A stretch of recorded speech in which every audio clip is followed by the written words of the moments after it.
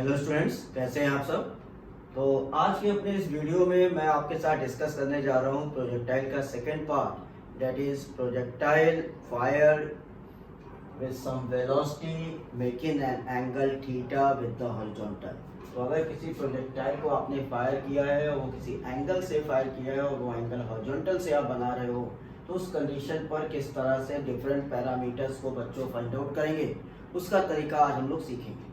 तो यहाँ पर डायग्राम में देखिए, मैंने डायग्राम में आपको दिखाया है कि आप projectile is fire with initial velocity u। Projectile को फायर किया है इनिशियल वेलोसिटी u से, और ये initial velocity u theta angle बना रहा है विद द हॉरिजॉन्टल। नाउ अगर ये u velocity theta angle horizontal से बना रहा है बच्चों, तो इस u वेलोसिटी के दो रेक्टेंगुलर कंपोनेंट्स होंगे। One is horizontal rectangular component and other is vertical rectangular component. So horizontal rectangular component होगा u cos theta और vertical rectangular component कहलाएगा u sin theta. Okay. Now u cos theta जो horizontal component है, ये throughout the motion constant रहेगा, इसकी value change नहीं होगी। लेकिन u sin थीटा मोशन के दौरान चेंज होगा पहले, और चेंज होगा with the time and under the influence of gravity. तो u sin थीटा जो वर्टिकल कंपोनेंट है उस पर इफेक्ट करेगा ग्रेविटी का, और u sin थीटा अपनी वैल्यूज को चेंज करेगा। पहले u sin थीटा की वैल्यू डिक्रीज करेगी। हाईएस्ट पॉइंट जो आप यहाँ पर देख रहे हो ए पॉइंट, इस हाईएस्ट पॉइंट पर u sin थीटा यानी वर्टिकल कंपोनेंट की वैल्यू 0 होगी, और उसके बाद वापस u sin थीटा इंक्रीज करेगा जब तक हमारा प्रोजेक्टाइल ग्राउंड को हिट नहीं कर देता। ओके, सो यहाँ पर हमें आज क्या सीख रहे हैं, हम लोग सीख रहे हैं suppose a body is projected with the velocity u making an angle theta with the horizontal. Now this u velocity has two rectangular component. One is horizontal component u cos theta which remain constant throughout the motion, and second vertical component u sin theta which changes with time under the effect of gravity. First component first decreases, it becomes 0 at the highest point, and then after it increases till the object hit the ground. Right, तो यहाँ पर आज हम लोग इसी पर discuss करने जा रहे हैं। तो चलिए पहला अपना इक्वेशन फाइंड आउट करते हैं, द इक्वेशन ऑफ ट्रेजेक्टरी।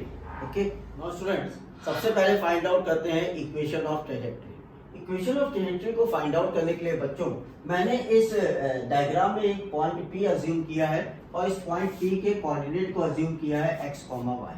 इसका मतलब at the point P at the time t the projectile is at the point P, right, and at the point P it cover the horizontal distance as x and vertical distance as y, right। तो हमने ये मान लिया है कि किसी time instant t पर हमारा प्रोजेक्टाइल P पॉइंट पे पहुंचा है, और इस P पॉइंट पे उसने हॉरिजॉन्टल डिस्टेंस कवर किया है x और वर्टिकल डिस्टेंस कवर किया है y, राइट। तो suppose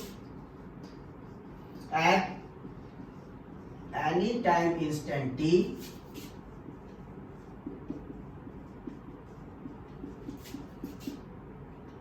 a projectile reaches at point P, which coordinate is x, y.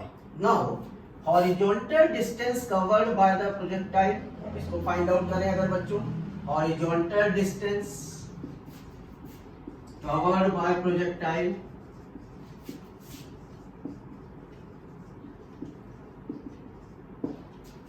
at time t, in time t, horizontal distance बच्चों कितना कवर किया उसने, x। तो हॉरिजॉन्टल डिस्टेंस x को कैसे फाइंड आउट करेंगे, horizontal velocity u cos theta multiplied by time t। यहाँ से बच्चों हम लोग t की वैल्यू फाइंड आउट कर लेते हैं, और t की वैल्यू फाइंड आउट होकर हमको मिलेगी x upon u cos theta. Okay, now बच्चों अगर वर्टिकल कंपोनेंट की बात करें, तो vertical distance covered by the projectile find out करें, अगर वर्टिकल डिस्टेंस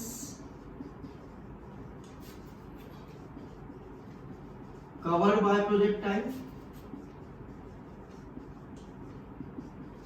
वर्टिकल डिस्टेंस अगर कवर कर रहा है तो इनिशियल वेलोसिटी, किस इनिशियल वेलोसिटी से उसको फेंका था हमने, u sin थीटा से, राइट। ऊपर की तरफ जा रहा है, इसका मतलब एक्सीलरेशन की वैल्यू माइनस ऑफ जी लेंगे। ओके, सो वर्टिकल डिस्टेंस के लिए अगर हम फॉर्मूला लगाएं तो हम फॉर्मूला यूज कर सकते हैं s is equal to ut plus half a t square.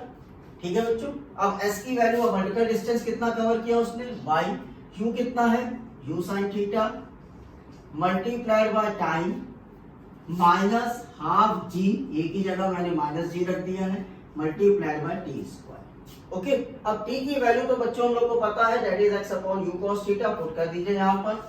तो यहाँ हम अगर t की वैल्यू पुट करेंगे तो हम लोग लिखेंगे y is equal to u sin theta multiplied by x upon u cos theta, okay, minus half g x upon u cos theta whole square. इसको सॉल्व करिए तो u कैंसिल आउट हुआ, ये वैल्यू बची हमारी x tan theta sin theta upon cos theta minus g upon 2u square cos square theta into x square. ठीक है, तो अगर हम t tan थीटा को p अज्यूम कर ले एक कांस्टेंट और g upon 2u square cos square theta को दूसरा कांस्टेंट q अज्यूम कर ले बच्चों, तो हम लिख सकते हैं, मैं यहाँ पे लिख रहा हूँ।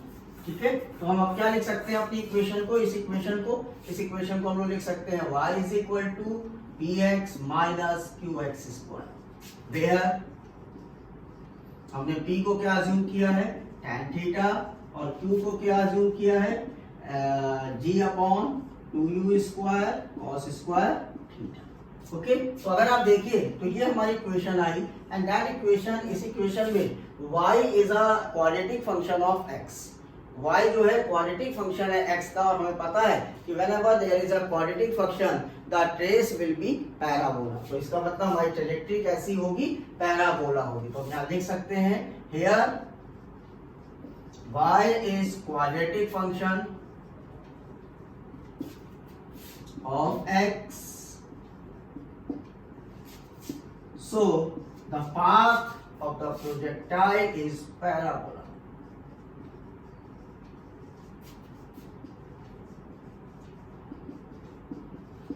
Parabola, right. तो यहाँ पे हमें क्लियर हो गया कि जो ट्रैजेक्टरी का पाथ होगा वो पाथ हमारा पैराबोलिक पाथ होगा। Okay, now student, the next is time of maximum height.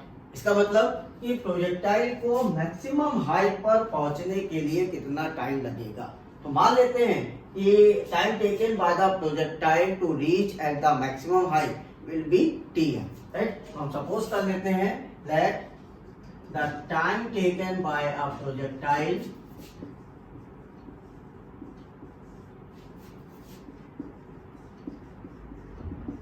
to reach at maximum height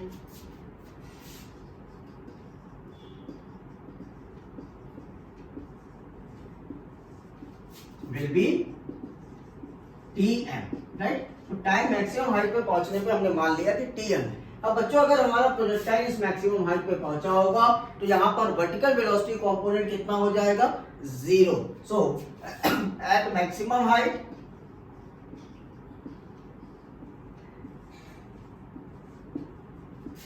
vertical component of velocity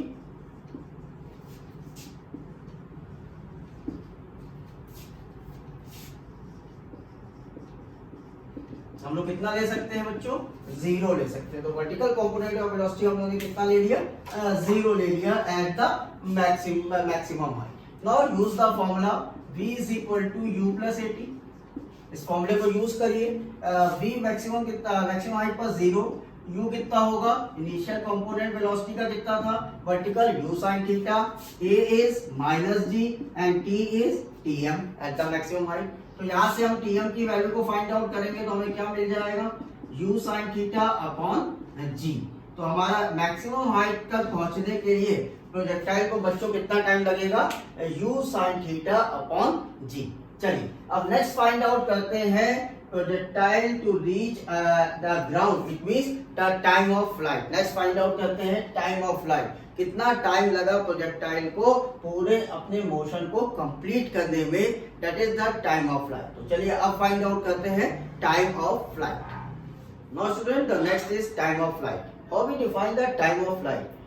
पूरा समय, the total time taken by a projectile to complete its motion is called as a time of flight।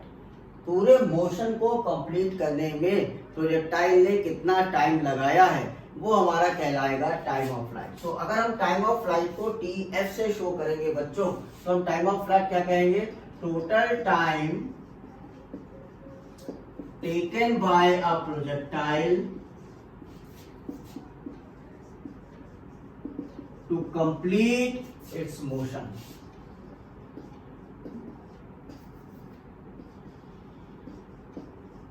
Complete its motion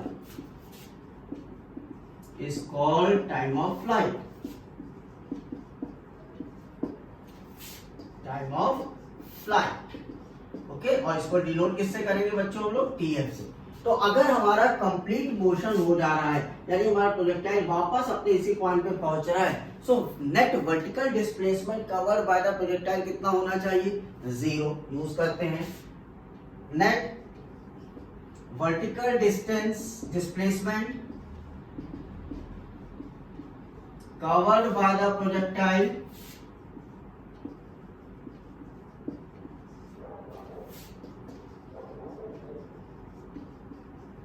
during its motion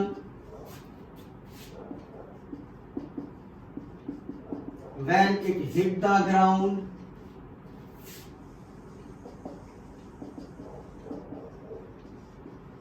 कितना होना चाहिए बच्चों?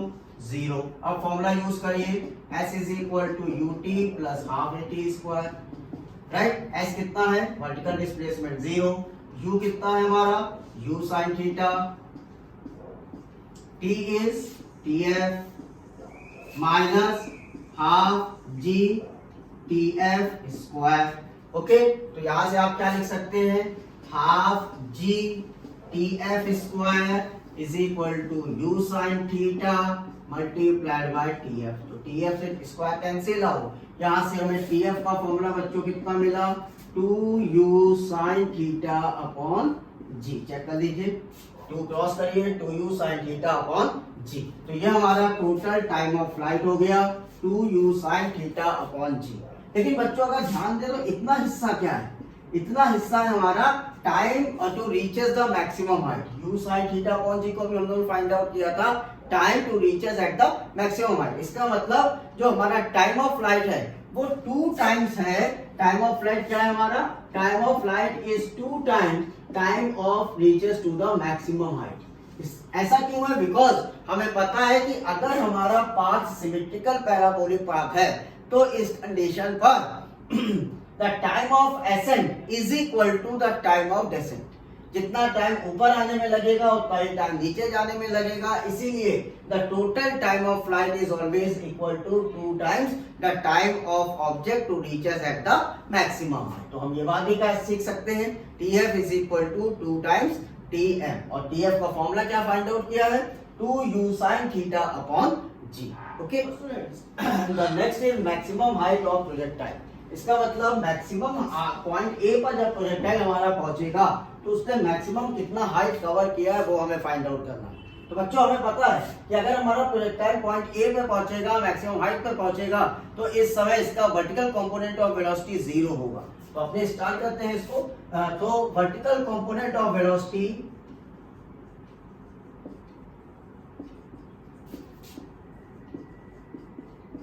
Eight highest point कितना ले लेंगे? 0। So यहाँ फॉर्मूला यूज करिए, v square is equal to U square plus 2as, right. So vertical component of velocity final 0। Initial के इस वर्टिकल कंपोनेंट से फेंका था हम लोगों ने U sin theta minus 2G HM। HM को मैं मान ले रहा हूँ मैक्सिमम हाइट, राइट। तो यहाँ पे हम लिख सकते हैं 2G HM is equal to U square sine square theta. और अगर हम HM की वैल्यू फाइंड आउट करेंगे बच्चों तो हमें वैल्यू मिलेगी U square sine square theta upon 2g। तो देखिए हमें मैक्सिमम हाइट का फॉर्मूला मिल गया। अगर हमें मैक्सिमम हाइट फाइंड आउट करना है बच्चों तो हम लोग फॉर्मूला यूज कर सकते हैं u square sine square theta upon 2g। अब चलिए नेक्स्ट पॉइंट निकालते हैं, horizontal range. Now student the next is horizontal range. कैसे डिफाइन करेंगे? The distance covered by the projectile, और we can say the horizontal distance covered by the projectile during its time of flight is called as horizontal range. The horizontal distance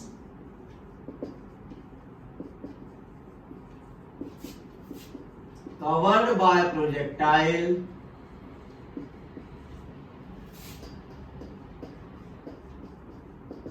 during its time of flight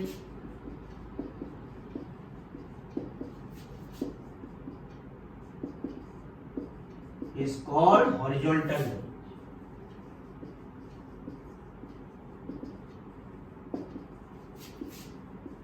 And it is denoted by capital R. तो अगर हमें horizontal range निकालना है तो हम निकाल सकते हैं by the using formula horizontal velocity, क्योंकि ये वेलोसिटी कंपोनेंट तो चेंज होना नहीं है।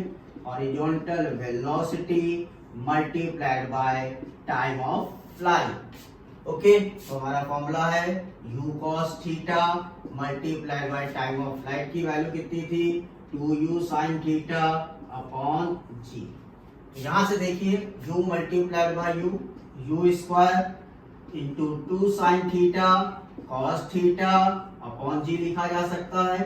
और हम लोगों ने पढ़ रखा है ट्रिग्नोमेट्रिक में 2 sine theta cos theta is sine 2 theta. तो इस वैल्यू को लिख देंगे u square sine 2 theta upon g. So the range और horizontal range formula is u square sine 2 theta upon g. अब अगर हमें ये पता करना है बच्चों कि हम अपने प्रोजेक्टाइल को किस एंगल से फेंकें कि हमारी हॉरिजॉन्टल रेंज मैक्सिमम हो जाए, तो अगर हमें मैक्सिमम हॉरिजॉन्टल रेंज निकालना है बच्चों, so for maximum horizontal range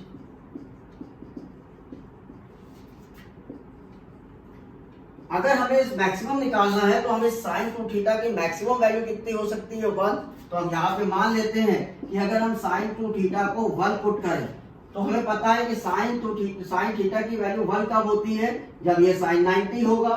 तो यहाँ से हम कह सकते हैं बच्चों की 2 थीटा की वैल्यू कितनी हो सकती है 90, और हम कह सकते हैं थीटा की वैल्यू 45। इसका मतलब अगर हम अपने प्रोजेक्टाइल को 45 डिग्री से प्रोजेक्ट करेंगे तो उस समय हमारी हॉरिजॉन्टल रेंज क्या होगी, मैक्सिमम होगी। So when we project up our projectile with the angle of 45 degree then the range will be maximum। और इस समय मैक्सिमम रेंज बच्चों हमें कितना मिलेगा, r मैक्सिमम अगर आप निकालोगे तो साइन 2 थीटा को 1 पुट कर दो तो फॉर्मूला बन जाएगा u स्क्वायर अपॉन जी। तो हमने दो बात यहाँ पर और सीख ली कि मैक्सिमम रेंज का फॉर्मूला क्या होगा u स्क्वायर अपॉन जी, और मैक्सिमम रेंज हमें कब मिलेगी जब हम अपने प्रोजेक्टाइल को किस एंगल से फेंकें, by the angle of 45 degree with the horizontal. Okay, now students एक नई चीज और सीखते हैं, two angle of projection for same horizontal range. Horizontal range के लिए दो एंगल्स के कंडीशन पर भी हॉरिजॉन्टल रेंज की वैल्यू सेम रहती है, ये हमें सीखना है।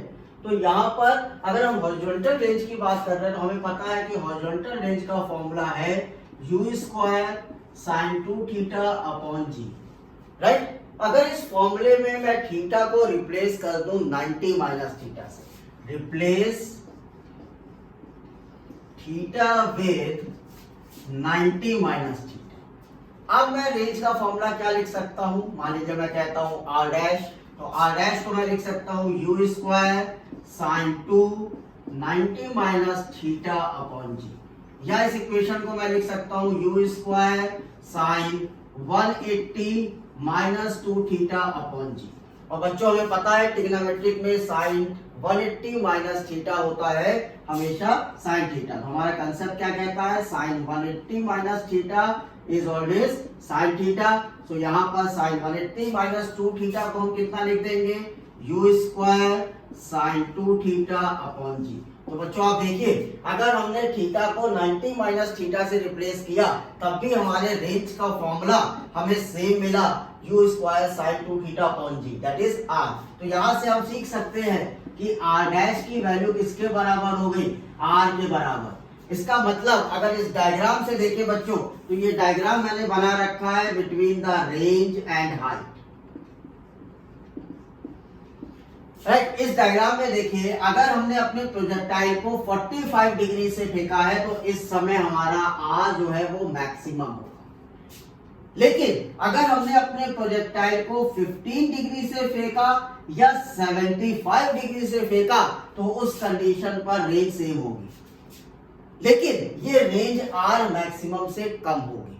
साथ साथ अगर हमने अपने प्रोजेक्टाइल को या 30 डिग्री से फेंका या कहिए 60 डिग्री से फेंका तो हमारी रेंज सेम होगी, लेकिन आरएन से हमेशा कम होगी। तो हम क्या देख रहे हैं कि या अगर हम प्रोजेक्टाइल को थीटा एंगल से फेंके या 90 माइनस थीटा एंगल से फेंके, the value of range will be same. तो इसका मतलब अगर हमारा हॉरिजॉन्टल एंगल मान लीजिए 90 माइनस थीटा है तो वर्टिकल एंगल कितना होगा, थीटा। क्या मतलब हुआ इसका, अगर मैं कह रहा हूं मेरा प्रोजेक्टाइल ये है तो अगर हॉरिजॉन्टल से एंगल थीटा है तो वर्टिकल से एंगल कितना होगा, दैट इज 90 माइनस थीटा। तो चाहे हम वर्टिकल से एंगल ले चाहे हम लोग हॉरिजॉन्टल से एंगल ले, रेंज की वैल्यू हमेशा सेम रहेगी। राइट, रेंज की वैल्यू हमेशा क्या रहेगी, सेम रहेगी। और रेंज की वैल्यू हमें बच्चों मैक्सिमम कब मिलेगी, जब हमारा एंगल ऑफ प्रोजेक्शन 45 हो, आइदर फ्रॉम हॉरिजॉन्टल और फ्रॉम वर्टिकल। क्योंकि हमें पता है कि अगर हमने 45 डिग्री लिया है तो 90 माइनस 45 भी हमें 45 ही मिलेगा। तो वर्टिकल या हॉरिजॉन्टल से 45 डिग्री अगर बना रहे हैं तो रेंज मैक्सिमम होगा, लेकिन वर्टिकल और हॉरिजॉन्टल से अगर कोई और एंगल भी मिल रहे हैं तो हमारे रेंज की वैल्यू हमेशा सेम रहेगी। Okay, now students, the velocity of a projectile eight any instant.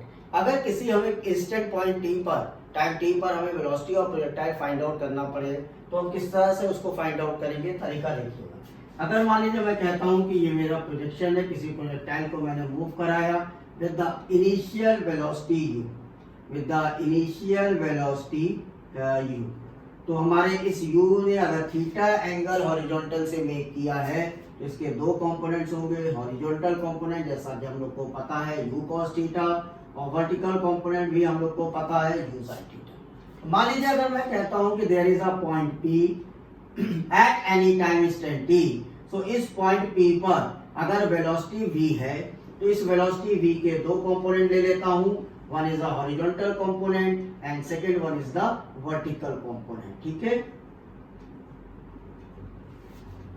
Horizontal component and vertical component. Now horizontal component of velocity क्या होगा, और अगर हम कह देते हैं कि at point p, horizontal component of velocity बच्चों कितना ले लेंगे, हॉरिजॉन्टल कंपोनेंट ऑफ वेलोसिटी, तो इसको अगर हम vx कह रहे हैं तो vx हॉरिजॉन्टल कंपोनेंट हमें पता है नहीं चेंज होगा, that is u cos theta. Vertical component of velocity ले लें अगर हम लोग,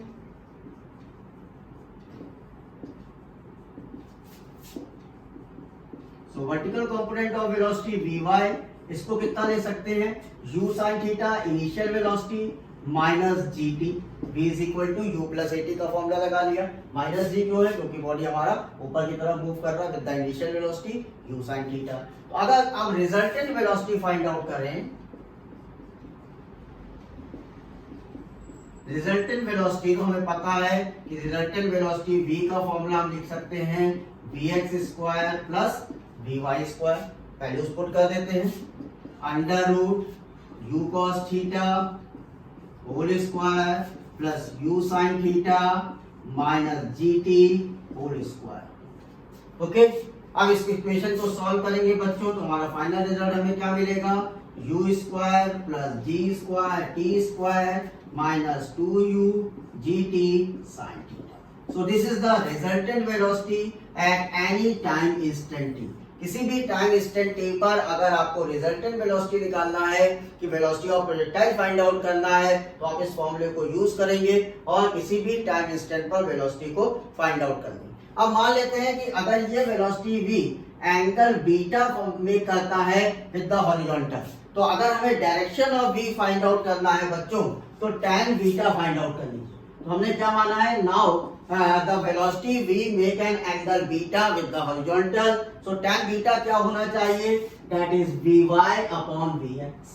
तो tan बीटा की वैल्यू हम लिख सकते हैं u sin theta minus gt upon u cos theta, right. तो tan बीटा यानी डायरेक्शन अगर हमें फाइंड आउट करना है अपने प्रोजेक्टाइल का, तो हम इस फॉर्मूले से फाइंड आउट कर सकते हैं u sin theta minus gt upon u cos theta. Okay, तो आज हम लोगों ने डिस्कस किया बच्चों कि अगर हमारा प्रोजेक्टाइल एंगल थीटा से फेंका जाएगा तो हम किस तरह से हॉरिजॉन्टल रेंज फाइंड आउट करेंगे, टाइम ऑफ फ्लाइट कैसे फाइंड आउट करेंगे, मैक्सिमम हाइट कैसे फाइंड आउट करेंगे, time to reach a maximum height कैसे फाइंड आउट करेंगे, वेलोसिटी एट एनी इंस्टेंट कैसे फाइंड आउट करेंगे, साथ साथ ये कैसे प्रूव करेंगे कि हमारा प्रोजेक्टाइल पैराबोलिक पाथ को कवर करेगा। ओके, अगर मेरा एक्सप्लेनेशन आपको अच्छा लगा हो तो मेरे वीडियो को लाइक और शेयर करना ना भूलें। Thank you so much, have a nice day.